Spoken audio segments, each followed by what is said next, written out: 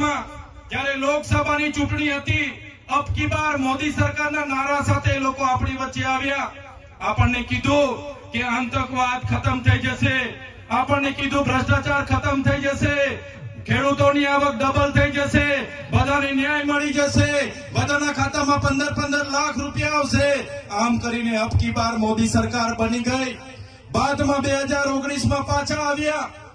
એમણે કીધું फिर से एक बार मोदी सरकार, फिर से एक बार मोदी सरकार, फिर से एक बार मोदी सरकार. ત્યારે આપણને હતું કે ફરી એકવાર મોદી સરકાર લઈને આવી, આપણો બધાનો ઉદ્ધાર થશે, 2 કરોડ રોજગારી મળશે, 15 લાખ રૂપિયા આપણા ખાતામાં આવશે અને એ ફિર સે એક બાર મોદી સરકાર બની ગઈ. સાથીઓ, આપણે ફરી 2024માં એ લોકો આપણી વચ્ચે આવ્યા. અબ કી બાર 400 પાર, અબ કી બાર 400 પાર, અબ કી બાર 400 પાર. અને અબ કી બાર 400 પાર થઈને ત્રીજી વાર પણ મોદી સરકાર આવી. શું તમને લાગે છે આતંકવાદ ખતમ થઈ ગયો?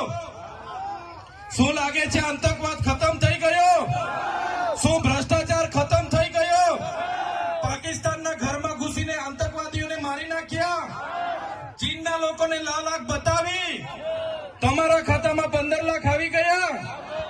બસ આ છૂટા વાયદાઓ, ખોખલા વાયદાઓ કરી કરીને રાજ સત્તામાં આવેલી આ સરકાર હવે આપણને કહે છે કે 2047માં વિકસિત ભારત બતાવીશું. 2047માં વિકસિત ભારત બનાવવાની આજેથી વાત કરે છે. 2047માં તમે પણ હશો કે નહીં હશો, અમે પણ હશો કે નહીં હશો, પણ 2047ની અમે રાહ નથી જોવાના. 2027માં તમારી સરકાર બદલી દેવાના છે. આ નામો બદલવામાં માહિર આ ભાજપની સરકાર મનરેગા યોજનાનું આખું નામ બદલી નાખ્યું. ત્યારે આ ભાજપની સરકાર